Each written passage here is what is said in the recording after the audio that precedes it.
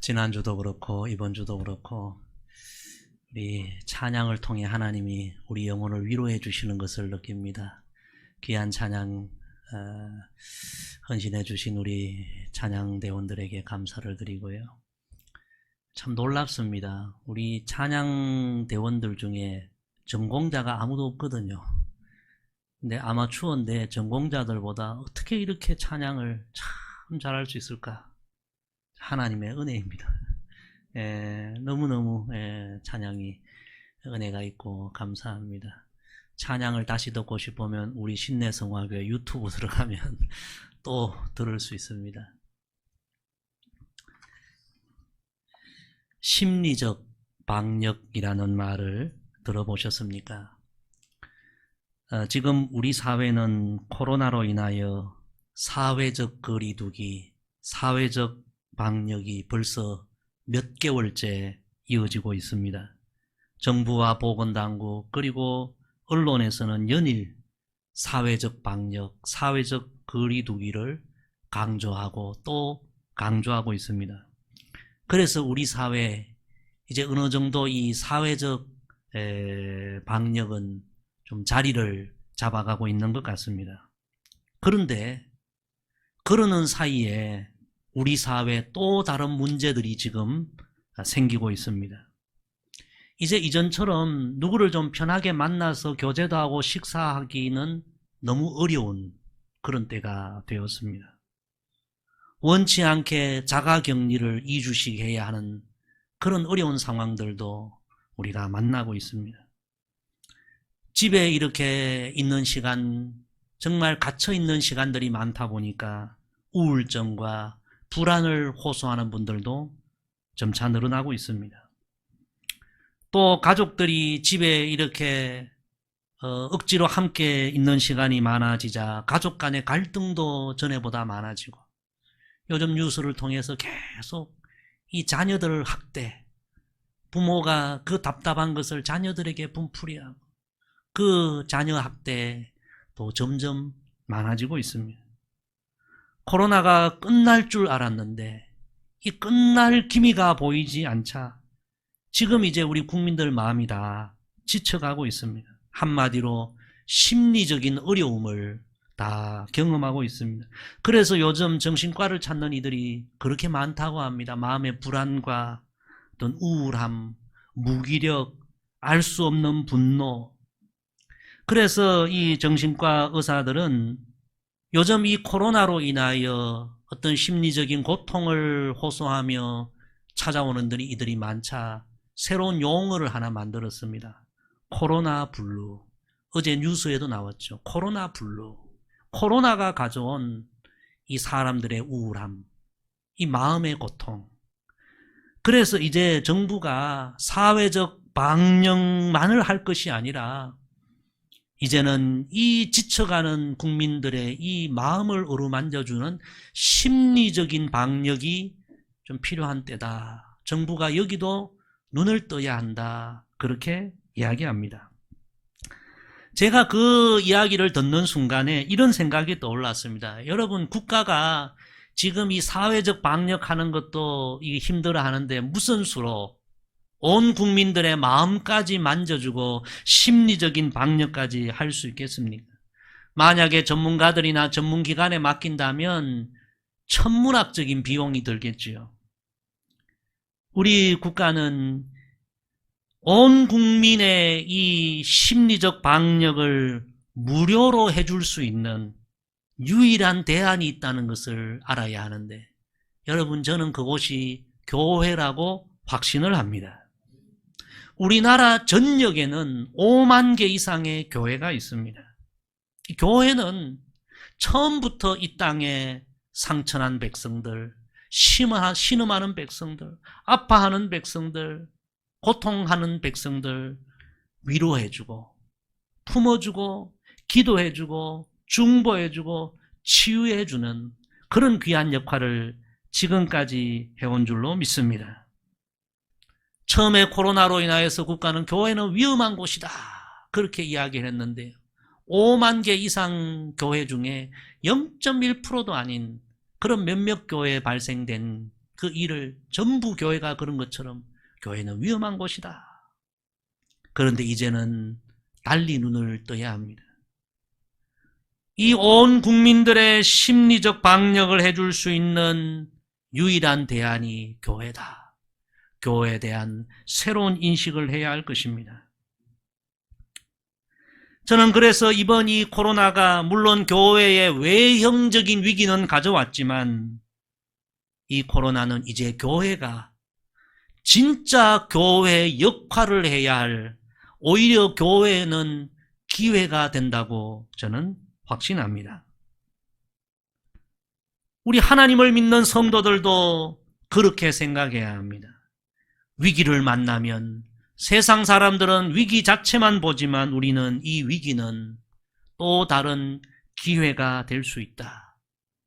원치 않는 인생의 광야를 만날 때에 이 광야는 하나님의 또 다른 역사의 기회가 되고 하나님의 은혜의 기회가 될 수 있다는 사실을 우리가 잊지 말아야 하는 것입니다.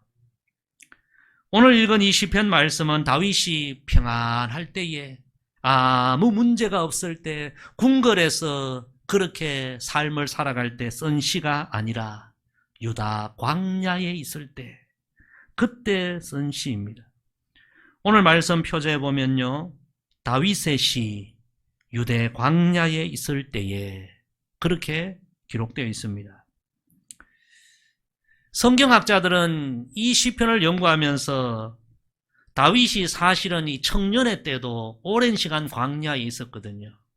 그런데 이 시는 그때 청년의 때에 사울 왕에게 쫓겨 광야를 다닐 그때 광야에서 지은 시가 아니라 이 광야는 다윗이 최고의 전성기를 누릴 때에 그때 압살롬이라는 아들이 있었는데 이 아들이 아버지의 왕권을 빼앗으려고 반역을 일으켜서 다윗이 왕의 자리에 있다가 아들의 반역에 의해서 광야로 쫓겨가는 그런 사건이 발생하는데 다윗이 바로 그때 광야에서 쓴 시가 바로 오늘 시편 63편이다 그렇게 이야기합니다.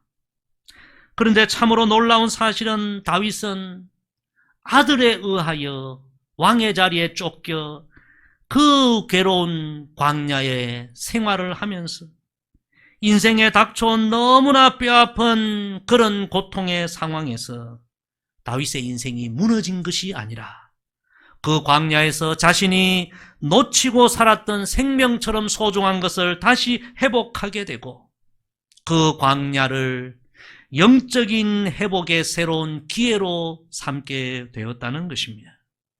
성도 여러분, 이것이 다윗의 위대함입니다. 진실로 오늘 이 다윗의 말씀을 우리가 다시 묵상하면서 저와 여러분도 인생에 생각지 못한 광야를 만날 때에 그 광야로 인하여 우리가 무너지는 것이 아니라 그 광야를 통하여 나의 신앙의 여정에 잃어버리고 있는 생명처럼 소중한 것을 다시 회복하는 은혜의 기회로 이 시간들을 삼게 되기를 간절히 소망합니다. 자, 우리 먼저 1절, 2절, 2절을 다시 읽습니다.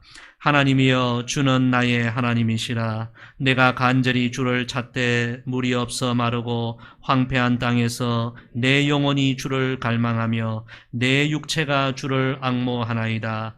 내가 주의 권능과 영광을 보기 위하여 이와 같이 성소에서 주를 바라보았나이다. 아멘.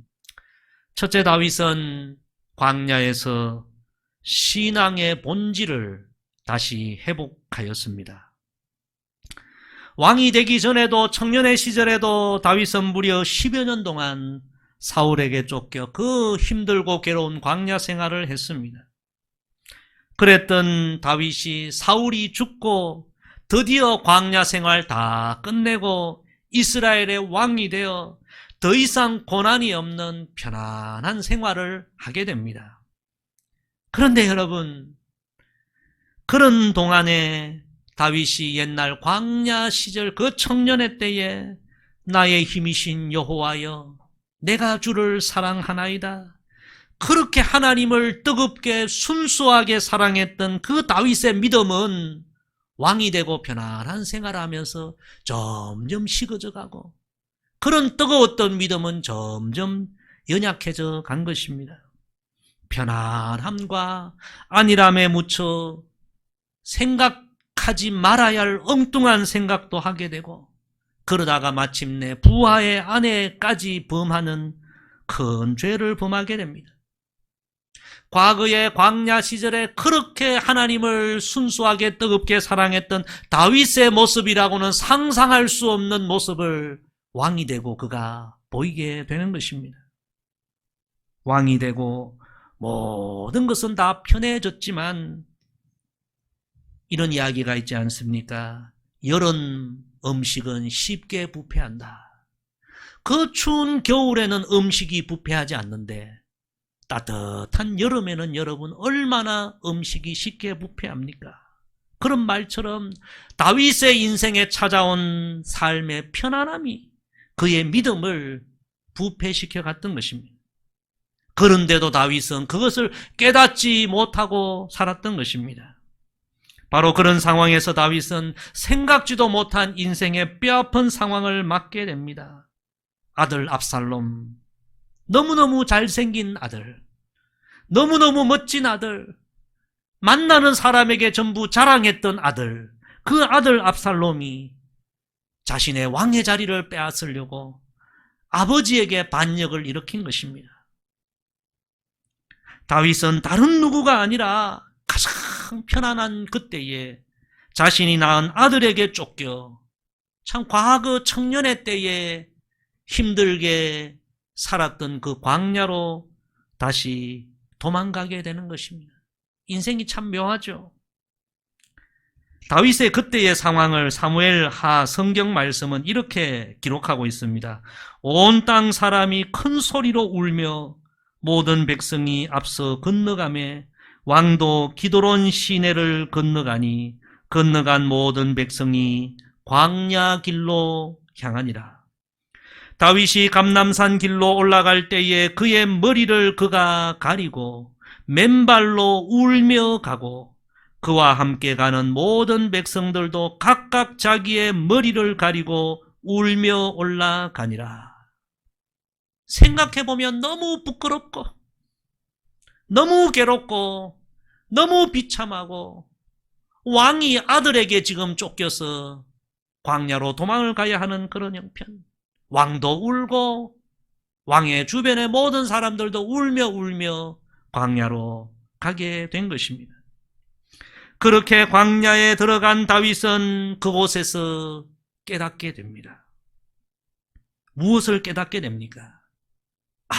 내가 과거에 이 광야에서 그토록 하나님을 간절하게 찾고 그토록 하나님을 뜨겁게 순수하게 사랑하고 믿었는데 왕이 되고 그 믿음을 다 잃어버렸구나. 광야에서 비로소 자신의 모습을 보고 영적 실상을 깨닫게 된 것입니다. 그래서 오늘 말씀 1절에 기록된 것처럼 그런 물이 없는 황폐한 그 광야 한복판에서 내가 간절히 주님을 다시 찾습니다. 내 영혼이 주님을 갈망합니다. 내 육체가 주를 앙망합니다. 그 광야에서 다시 간절하게 하나님을 찾게 된 것입니다. 잃어버린 신앙의 본질을 다시 회복하게 되고 그러므로 말미암아 광야에서 다윗의 영이 살아나게 된 것입니다. 다윗은 비로소 깨닫게 됩니다. 왜 하나님이 왕궁에서 편안한 생활을 하는 나를 이 고통의 땅 광야로 내셨는가? 광야에 가서 비로소 깨닫게 된 것입니다. 성도 여러분, 광야는 신앙의 본질을 다시 찾을 기회입니다. 따라합시다. 광야는 신앙의 본질을 다시 찾을 기회입니다. 그렇습니다. 하나님이 왜 우리의 인생에 종종 고난을 주시고 눈물을 주시고 고통을 주시고 광야를 주십니까? 편안할 때에 잊고 살아가는 생명처럼 소중한 신앙의 본질을 다시 회복시켜 주시기 위하여 깨닫게 하게 하시기 위하여 때로 우리에게 고난을 주시고 광야를 허락하시기도 하시는 것입니다. 사랑하는 성도 여러분, 우리가 다 지금 광야와 같은 시간들을 보내고 있습니다. 지금 이때는 정말 우리가 신앙이 편안할 때에, 우리의 삶에 문제가 없을 때, 그때 놓치고 살았던 하나님을 다시 찾을 때요. 신앙생활하면서 놓치고 있었던 신앙의 본질을 다시 회복할 기회인 줄로 믿습니다. 지금 세상 사람들은 다 어려움만 생각하지만 우리 성도들은 다시 하나님을 찾을 기회로 삼아야 합니다. 잠언 8장 17절에 보면 나를 간절히 찾는 자가 나를 만날 것이니라 말씀하셨습니다. 예레미야 29장 13절에 보면 너희가 온 마음으로 나를 구하면 나를 찾을 것이요 나를 만나리라 말씀하셨습니다. 여러분, 이 광야와 같은 지금 우리가 해야 할 것은 편안할 때 잃어버린 하나님, 안일함에 묻혀서 생명처럼 소중한 그 신앙의 본질을 놓쳐버리고 그런 줄도 모르고 살았던 우리의 모습을 돌아보고 다시 하나님을 찾고 신앙의 본질을 찾아야 할 그런 기회가 되는 줄로 믿습니다. 이 광야의 시간 동안 우리가 그렇게 하나님을 다시 찾으면 이 광야는 우리의 영혼을 살리는 은혜의 장소가 될 줄로 믿습니다. 우리 본문 3절 4절 두 절 계속해서 읽습니다. 주의 인자하심이 생명보다 나음으로 내 입술이 주를 찬양할 것이라. 이러므로 나의 평생에 주를 송축하며 주의 이름으로 말미암아 나의 손을 들리이다. 아멘. 두 번째, 다윗은 광야에서 하나님의 은혜를 다시 깨달았습니다. 다윗은 왕이 되어서 모든 것이 편안할 때에 잊고 살았던 하나님의 은혜를 광야에 다시 들어가서 그 힘든 상황에 직면했을 때에 하나님의 은혜를 다시 깨닫게 됩니다. 자신이 왕궁에서 매일매일 누렸던 모든 그 왕으로서의 부귀영화, 그 모든 것이 결코 당연한 일이 아니었구나. 광야에 들어가서 비로소 다시 깨닫게 되는 것입니다. 내가 누렸던 그 모든 것이 내가 잘나서가 아니라, 당연한 것이 아니라, 우연한 일이 아니라 전부가 하나님의 은혜였구나. 광야에서 다시 깨닫게 된 것입니다. 그래서 다윗은 놀랍게도 모든 것이 편안한 왕궁이 아니라 그 고난의 땅 광야 한복판에서 이 하나님의 은혜를 다시 깨닫고 두 손 들어 하나님을 찬양하게 된 것입니다. 성도 여러분, 우리가 이번에 코로나로 한 달 이상 주일 예배를 드리지 못한 그런 상황도 있지 않았습니까? 그러다가 우리가 한 달 만에 다시 주일 예배를 드렸던 그 예배, 그 시간을 여러분 다시 한번 생각해 보십시오. 그날 예배에 눈물 흘리지 않은 성도들 거의 없었습니다. 매주일 하나님 앞에 나와 예배 드리는 것을 당연하게 생각했는데, 그런 줄로 알았는데 막상 고난의 상황을 만나고 예배를 드리지 못하자 우리가 깨닫게 되지 않았습니까? 그렇구나. 당연한 것은 하나도 없구나. 우리가 그렇게 예배드리고 우리가 삶의 일상의 편안함을 누렸던 전적인 모든 것이 하나님의 은혜였구나. 우리는 광야에서 깨닫게 되지 않았습니까? 지금 다윗이 그렇습니다. 다른 누구가 아니라 아들에게 쫓겨서 그 왕궁에서 쫓겨나 울며 광야로 왔는데, 광야에 와서 보니까 깨달아지는 것입니다. 내가 그 왕의 자리에서 누렸던 모든 것이 내가 잘나서가 아니라, 당연한 것이 아니라 하나님의 은혜였구나. 하나님의 은혜를 깨달으니 그의 마음에서 찬양이 넘쳐나는 것입니다. 주의 인자하심이 생명보다 나음으로 내 입술이 주를 찬양할 것이라. 이 말씀의 의미를 좀 더 해석해 보면요, 나에게 지금 생명 있는 것이 하나님 은혜이구나. 이 생명, 내가 살아있는 것이 당연한 것으로 생각했는데 지금 생각해 보니까 당연한 것이 아니라 전적인 하나님의 은혜이구나. 하나님의 은혜가 아니면 내가 이 광야에서 이 생명조차도 내가 유지할 수 없구나. 걸어보니 내가 생명이 있다는 것보다 더 귀한 것은 하나님이 지금도 내게 은혜를 베풀어 주시는 것이구나. 그래서 다윗은 하나님을 찬양하게 됩니다. 우리 찬송가에 보면 이런 찬송이 있어요. 나 이제 생명 있음은 주님의 은혜요. 할렐루야. 다윗은 왕궁에서 깨닫지 못했던 진리를 광야에서 깨닫게 됩니다. 다 하나님의 은혜였구나. 그래서 광야는 다윗의 인생에 가장 소중한 영적 진리를 다시 일깨워주는 믿음의 학교요, 영혼의 학교였던 것입니다. 과거 삼성병원에서 사역하신 어느 목사님의 이야기를 제가 읽었습니다. 그 병원에 한 젊은 여기자가 입원을 했다고 합니다.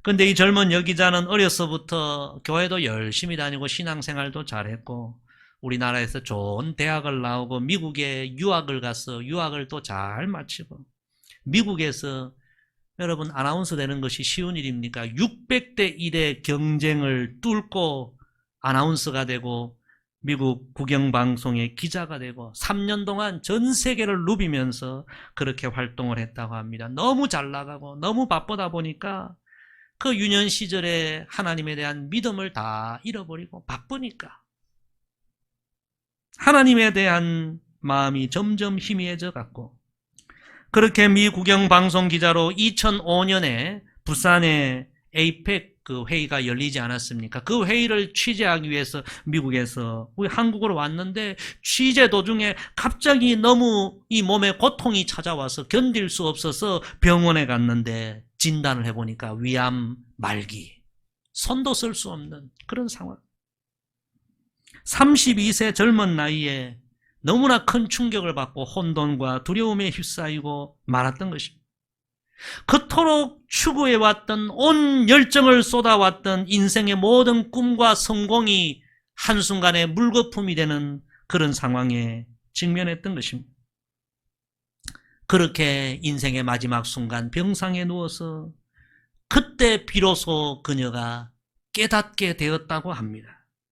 내가 좋은 대학을 들어가고 유학을 성공하고 그 경쟁을 뚫고 기자가 되고 전 세계를 누볐던 것이 내 실력이 대단하고 내가 운이 좋고 내가 대단한 줄 알았는데 그 광야, 그 병상에 누워서 생각해 보니까 그 전부가 하나님의 은혜였다는 것을 깨닫게 되었다는 것입니다. 그때는 몰랐는데 광야에서 그 병상에서 생각해 보니까 그 하나도 하나님 은혜가 아닌 것이 없었다. 그걸 거기에서 깨닫게 되었다는 것입니다. 그래서 이 병원 생활하면 여러분 아침마다 그 아주머니들이 와서 병실을 청소해 주잖아요. 그래서 그 병실 청소하는 아주머니에게 뭐라고 얘기했냐면 나에게 소원이 하나 있는데 내 소원은 내가 단 한 번이라도 지금까지 내게 이런 놀라운 은혜를 베풀어 주신 그 하나님 성전에 나아가서 성전 뜰이라도 한번 쓸고 싶은 것이 그 병원 청소하는 아주머니를 보면서 그게 내 인생의 마지막 소원이다. 하나님 내게 그런 은혜를 주셨는데 내가 그 은혜에 아무것도 보답한 것이 없다. 성도 여러분, 진실로 광야 한복판에서 하나님의 은혜를 그때라도 깨달을 수 있는 사람은 복된 사람인 줄로 믿습니다. 우리 찬양해 보면 지금까지 지내온 것 주의 크신 은혜라 한이 없는 주의 사랑 어찌 이루 말하랴 자나깨나 주의 손이 항상 살펴주시고 모든 일을 주 안에서 형통하게 하시네. 할렐루야. 여러분, 우리는 전부 시대적으로 지금 힘든 광야의 시간을 보내고 있고 개인적으로 다 어려운 시간들을 보내고 있지만 이 광야의 현장에서 평안할 때, 문제 없을 때, 부유할 때 잃어버렸던 하나님의 은혜를 다시 깨닫게 되면 그 인생은 참으로 복 있는 인생이 될 줄로 믿습니다. 다윗은 그 광야에서 편안할 때 깨닫지 못했던 하나님의 은혜를 깨닫고 하나님을 찬양하고 하나님께 영광 돌리는 귀한 그런 믿음의 사람이 되었습니다. 이런 은혜가 오늘 우리에게도 임하기를 간절히 소망합니다. 우리 마지막으로 본문 5절에서 7절 3절 읽습니다. 골수와 기름진 것을 먹음과 같이 나의 영혼이 만족할 것이라. 나의 입이 기쁜 입술로 주를 찬송하되 내가 나의 침상에서 주를 기억하며 새벽에 주의 말씀을 작은 소리로 읊조릴 때에 하오리니 주는 나의 도움이 되셨습니다. 내가 주의 날개 그늘에서 즐겁게 부르리다. 아멘. 세 번째, 다윗은 광야에서 영적인 기쁨을 다시 회복하였습니다. 오늘 이 5절 말씀의 만족, 영혼의 만족이라는 말씀에 한번 주목해 보십시오. 다윗은 왕이 되어서 남들이 부러워하는 것을 모든 것을 다 가졌습니다. 그런데도 그의 영혼에 만족함은 없었습니다. 최고의 음식을 먹고 최고의 침실에서 잠을 자고 최고의 이 왕궁의 오락을 다 누렸지만 그의 영혼에 만족함은 없었습니다. 그래도 뭔가 부족하고 아쉽고 채워지지 않는 공허가 있고 그래서 그거 한번 채워보려고 급기야 남의 아내까지 취하게 되고 여러분 그런다고 영혼에 만족함이 있습니까? 그럴수록 오히려 더 영혼의 곤고함을 느끼지 않았습니까? 그랬던 다윗이 광야에 와서 하나님을 다시 찾게 되고 하나님의 은혜를 다시 깨닫게 되고 신앙의 본질을 회복할 때에 그는 뭐라고 고백합니까? 영혼의 만족함을 얻게 되었다고 고백하는 것입니다. 골수와 기름진 것을 먹음과 같이 나의 영혼이 만족할 것이라. 어거스틴이라는 유명한 신학자는 사람의 마음에는 오직 하나님만이 채워주실 수 있는 공간이 있다. 그런 유명한 이야기를 했습니다. 여러분, 우리가 사람이 떡으로만 사는 존재가 아닙니다. 좋은 음식 먹었다고, 좋은 침실에서 잠을 잔다고, 재밌는 오락을 한다고 해서 어느 정도는 우리가 만족을 하지만 우리 영혼의 참된 만족함을 거기서 얻지는 못합니다. 성도 여러분, 우리 영혼의 참된 만족, 우리 영혼의 깊은 만족은 오직 하나님만이 주시는 줄로 믿습니다. 하나님이 채워주시는 영혼의 만족을 경험할 때에 우리 영혼 깊은 곳에서 터져 나오는 것이 바로 기쁨입니다. 기쁨.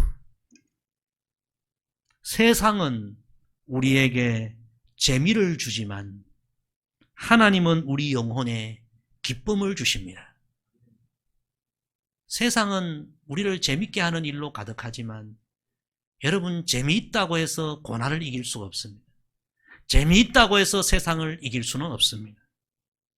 재미는 재미일 뿐입니다. 하나님이 우리 영혼에 주시는 만족, 그 영혼의 만족에서 나오는 영혼의 기쁨은 우리의 삶을 이기는 능력이 되는 것입니다. 다윗은 왕의 편안한 침실, 왕의 진미, 왕실의 오락, 그런 것이 전혀 없는 광야, 그 메마르고 거친 상황 속에 지금 있지만 놀랍게도 하나님과의 관계가 회복되고 신앙의 본질을 다시 찾고 그 광야에 하나님과 함께 눕고 새벽에 뜰 때 하나님, 눈 뜰 때 하나님 말씀으로 시작할 때에 그의 영혼의 만족함을 누리고 그 영혼의 만족은 영적인 기쁨을 그에게 가져다 주었고 그래서 오늘 7절에 뭐라고 고백합니까?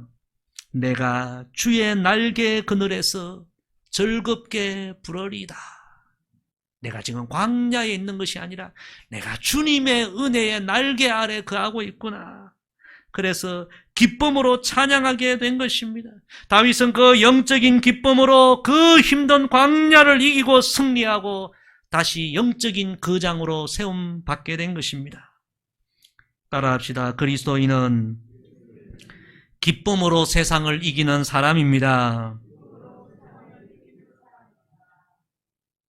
성도 여러분, 광야는 괴롭고 힘들고 참 눈물 나는 곳입니다. 그러나 영적으로 보면 이 광야는 평안할 때 얻지 못했던 이 영혼의 만족을 다시 경험할 기회가 되고 하나님과의 깊은 교제를 통하여 우리 영혼의 기쁨을 다시 회복할 은혜의 기회가 되는 것입니다. 우리가 이 영적 기쁨을 회복하면 인생의 어떤 상황도 넉넉히 다 이기게 될 줄로 믿습니다. 성도 여러분, 오늘 말씀을 정리합니다.